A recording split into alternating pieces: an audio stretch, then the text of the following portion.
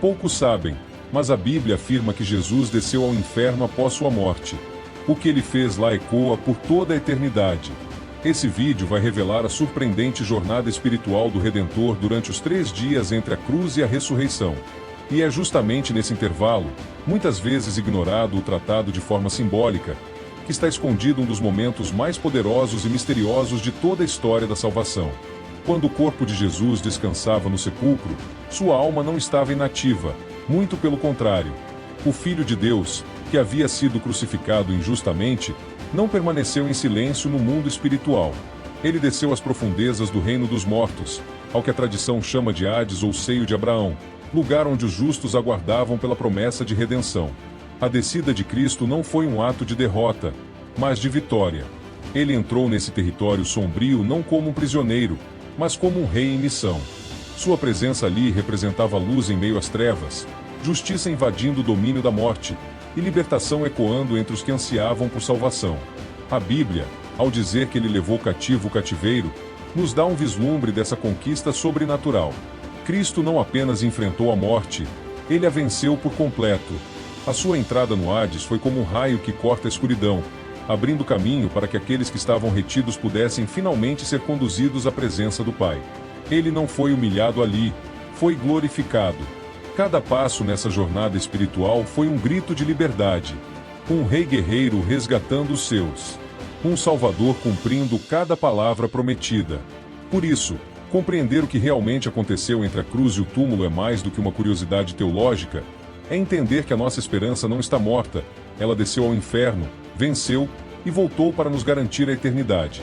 Depois de entendermos que Jesus não permaneceu inerte entre a cruz e a ressurreição, mas desceu ao reino dos mortos em missão gloriosa, precisamos voltar ao ponto de partida desse mistério, o momento exato de sua morte.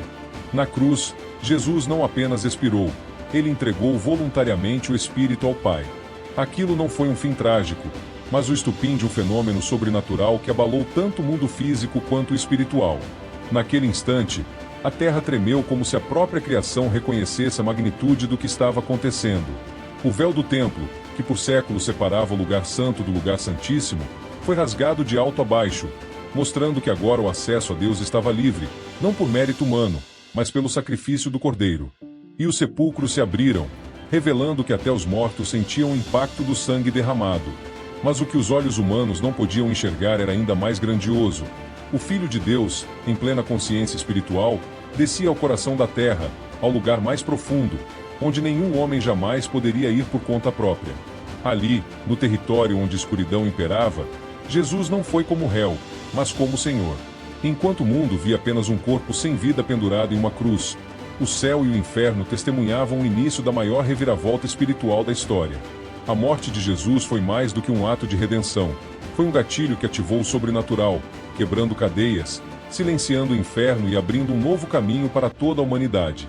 Após aquele momento sobrenatural em que Jesus entrega seu espírito e desce ao coração da terra, entramos em uma realidade muitas vezes esquecida, mas essencial para entender o que aconteceu nas sombras da morte. Antes da cruz, os que morriam não iam diretamente ao céu ou ao inferno como muitos imaginam hoje. Na tradição hebraica, o destino dos mortos era o Sheol, um lugar espiritual dividido em 2 partes distintas. O seio de Abraão, onde repousavam os justos, e o lugar de tormento, onde estavam os ímpios. Essa separação é descrita de forma vívida por Jesus em Lucas 16, quando ele narra a história do rico e Lázaro.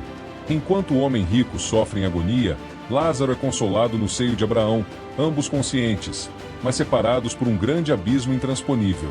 Essa imagem não é apenas uma parábola moral, é uma janela aberta para compreendermos a realidade espiritual que existia antes da redenção ser plenamente realizada. Quando Jesus desce ao Sheol, ele não chega como um espírito perdido entre os mortos. Ele chega como um rei em missão divina, carregando nas mãos as chaves da autoridade que a morte jamais pôde segurar. Sua presença naquele território é como luz invadindo uma prisão escura. Os justos, que aguardavam com fé o cumprimento das promessas de Deus, finalmente recebem a visita do próprio prometido. Imagine a emoção de Abraão, Moisés, Davi, Isaías e tantos outros ao verem, com os próprios olhos espirituais, aquele por quem haviam esperado séculos. Cristo não foi ao Sheol por acaso, ele foi para cumprir, para libertar e para estabelecer de vez que a morte já não teria a última palavra. Ao mesmo tempo, sua presença também representa juízo para os que desprezaram a verdade. Ele não dialoga com o tormento, mas a simples realidade da sua glória naquele lugar já é suficiente para declarar: a redenção chegou, o tempo da espera acabou, e a eternidade agora será reescrita. O Sheol, que por tanto tempo foi símbolo de separação e expectativa, se torna, naquele momento, palco de uma revolução espiritual silenciosa aos olhos do mundo, mas ensurdecedora para o reino das trevas. Depois de entendermos que Jesus entrou no Sheol como luz em meio às trevas, cumprindo uma missão divina entre justos e ímpios, precisamos reconhecer que essa descida não foi algo inesperado ou improvisado. Ela já havia sido profetizada muito antes da cruz, apontada tanto nas Escrituras do Antigo Testamento quanto confirmada depois pelos apóstolos. O Salmo 16:10, escrito séculos antes de Cristo, já anunciava: não deixarás a minha alma no Sheol, nem permitirás que o teu santo veja corrupção. Essa declaração não era apenas uma esperança do salmista, mas uma profecia messiânica direta, confirmada posteriormente em Atos 2, quando o apóstolo Pedro, cheio do Espírito Santo, explica que Davi falava ali do próprio Cristo. O ponto central dessa revelação é que Jesus não foi retido pela morte. Ele não desceu como alguém derrotado, mas como Rei soberano e Juiz eterno. Sua autoridade era tão absoluta que nem o mundo espiritual pôde oferecer resistência. O Sheol, que antes parecia um destino definitivo, se curvou diante daquele que detém as chaves da morte e do inferno. A missão de Jesus ali era clara: anunciar a vitória, proclamar o cumprimento das promessas, libertar os cativos do seio de Abraão e decretar, diante de anjos e demônios, que a redenção da humanidade havia sido consumada. Ele não ficou ali porque ali não era o seu lugar. O seu reino é eterno, e nem mesmo a morte poderia contê-lo. Tendo compreendido que a descida de Jesus ao Sheol não foi um ato de desespero, mas uma missão divina previamente anunciada nas Escrituras, é hora de nos aprofundarmos em um dos momentos mais misteriosos dessa jornada espiritual. Em 1 Pedro 3:18-20, encontramos um trecho intrigante que menciona que, ao morrer, Cristo pregou aos espíritos em prisão, especificamente aqueles que haviam sido desobedientes nos dias de Noé. Esse detalhe revela que a missão de Jesus durante os 3 dias entre a morte e a ressurreição não se limitou apenas ao consolo dos justos. Ele também foi até os que estavam em prisão espiritual, não para oferecer uma segunda chance, como alguns erroneamente pensam, mas para proclamar, com autoridade incontestável, que a justiça de Deus havia sido cumprida. Aqueles espíritos, rebeldes desde os tempos mais antigos, representavam gerações que haviam rejeitado a verdades, zombado da misericórdia e escolhido caminhos de perversidade. A presença de Jesus ali, diante deles, foi um decreto divino. O plano eterno de salvação havia triunfado. Não havia espaço para arrependimento tardio, apenas a constatação irrefutável da soberania de Deus. Imagine por um instante o impacto dessa cena. O próprio Cristo, glorificado mesmo em meio à morte, anunciando diante das hostes caídas que a cruz não foi fracasso, mas conquista. O inferno não estava celebrando, estava ouvindo o eco de uma vitória que jamais poderia ser apagada. Foi ali, naquele ambiente de condenação, que o céu declarou sua glória. E mesmo os que haviam ignorado dilúvios, zombado de Noé e vivido na rebelião, foram forçados a reconhecer que aquele que morreu na cruz agora reinava sobre tudo. Foi um momento de justiça eterna, onde o juiz dos vivos e dos mortos deixou claro que nem mesmo os cantos mais profundos da perdição estavam fora do alcance da sua voz. Após proclamar sua vitória diante dos espíritos em prisão, Jesus não parou por aí. A sua missão nas regiões mais profundas do mundo espiritual tinha um propósito ainda mais grandioso: tomar posse da autoridade que havia sido usurpada desde a queda do homem. Em Apocalipse 1:18, o próprio Cristo declara com firmeza: Eu sou o que vive, estive morto, mas agora estou vivo para todo sempre. E tenho as chaves da morte e do inferno. Essa afirmação não é simbólica, é literal e poderosa. Jesus não saiu do túmulo como alguém que apenas sobreviveu à morte. Ele ressuscitou como Senhor absoluto, carregando em suas mãos as chaves que representam domínio total sobre os destinos eternos. Isso significa que o poder que antes mantinha a humanidade cativa, o medo da morte, o peso do pecado, a condenação eterna, foi totalmente desarmado. Colossenses 2:15 confirma esse triunfo ao dizer que ele despojou os principados e potestades, e os expôs publicamente, triunfando sobre eles na cruz. A cruz, que parecia um trono de derrota, se tornou o altar de uma vitória inquestionável. E em Hebreus 2, 14 e 15, vemos o desfecho dessa conquista, para que, pela morte, destruísse aquele que tinha o poder da morte, a saber, o diabo, e libertasse todos os que, pelo medo da morte, estavam toda a vida sujeitos à escravidão. Jesus não apenas venceu a morte, ele arrancou dela o controle.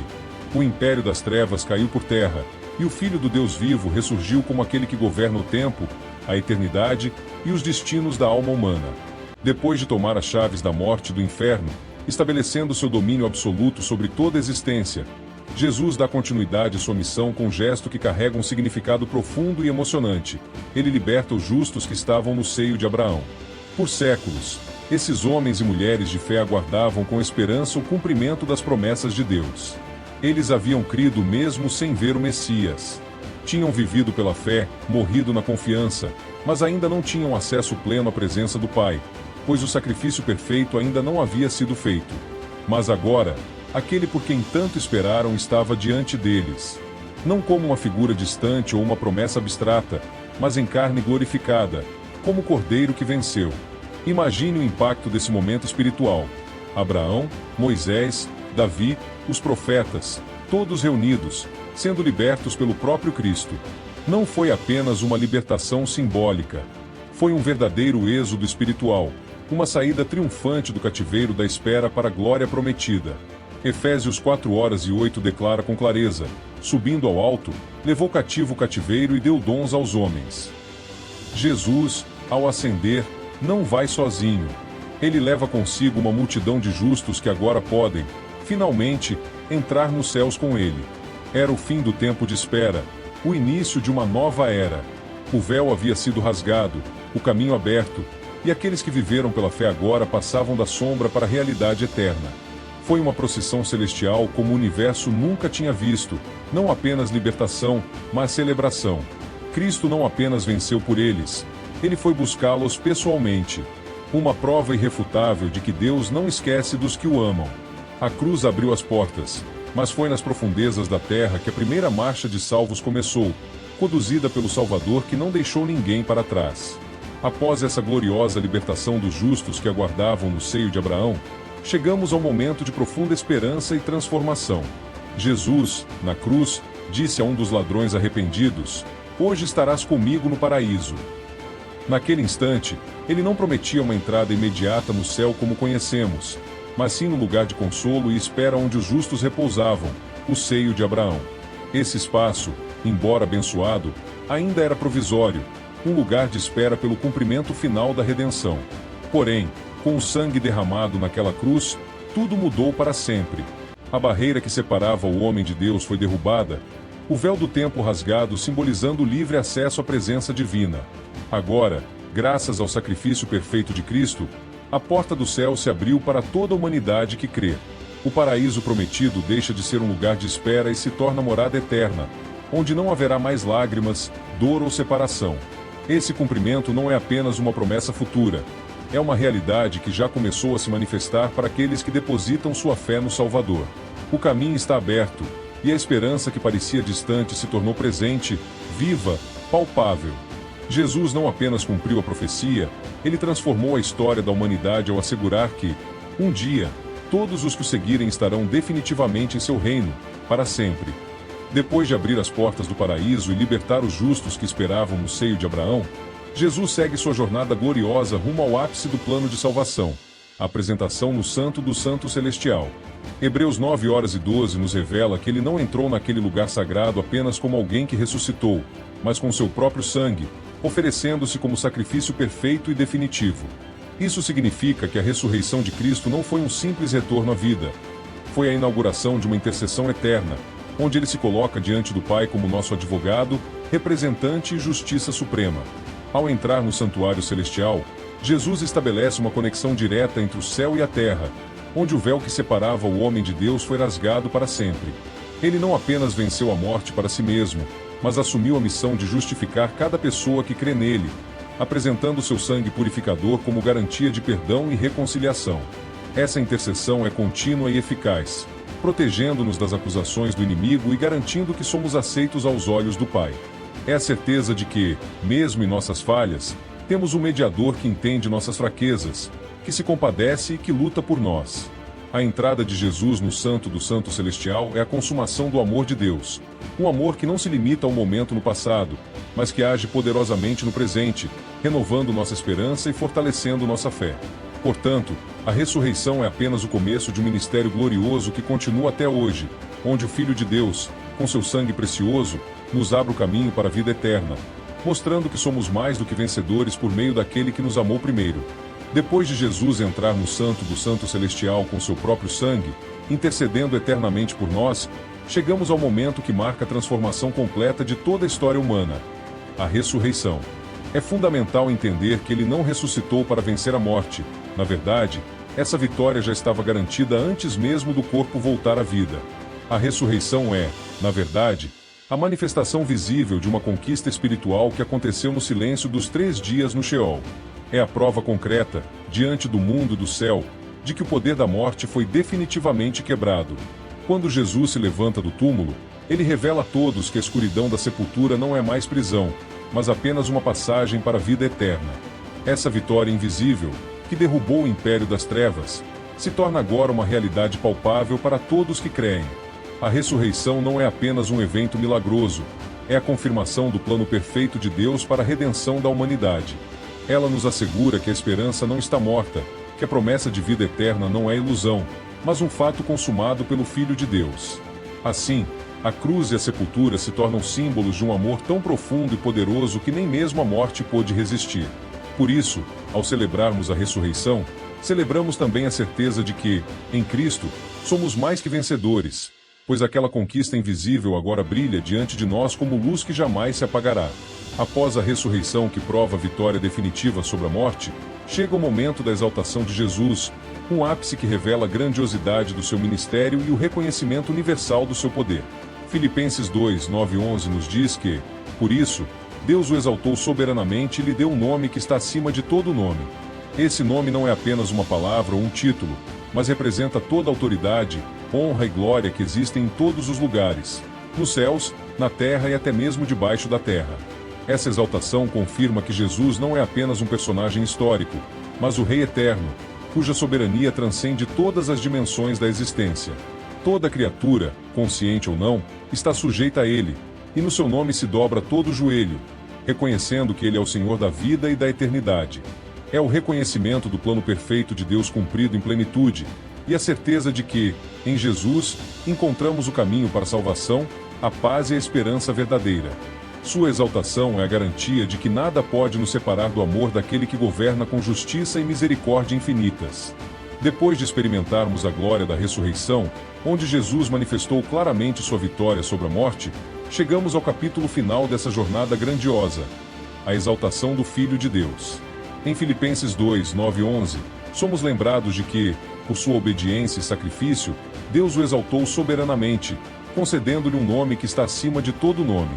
Esse nome não é apenas um título, mas simboliza toda a autoridade e poder absoluto que agora pertencem a ele, nos céus, na terra e até mesmo debaixo da terra. Isso significa que tudo, desde as alturas do céu até os cantos mais profundos da terra, reconhece a soberania de Jesus. Toda joelha se dobra e toda língua confessa que ele é o Senhor, confirmando seu reinado eterno e imbatível. Essa exaltação é a culminação de toda a missão de Cristo, o selo divino que atesta que ele é o Rei dos Reis, digno de toda a honra e glória. Por isso, ao meditarmos nesse nome sublime, somos convidados a confiar plenamente naquela autoridade que transforma vidas e abre portas que antes pareciam fechadas para sempre.